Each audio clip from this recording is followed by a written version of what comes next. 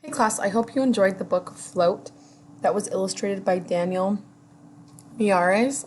I know that this book was a little bit different because it's our first book that we're studying this week that does not have any words, but I think that this book told a beautiful story of this little boy and this really neat project that he did. So for your project this week, included in your packet, there are two different templates. There's one template for making a paper airplane. There's a second template for making a paper boat. I want you to choose one or the other, or both, and take those two on an adventure.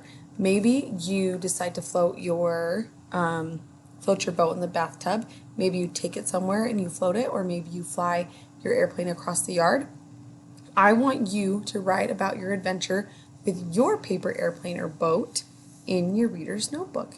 This is the required assignment for this week, so I'm really excited to find out what you did with your boat or airplane.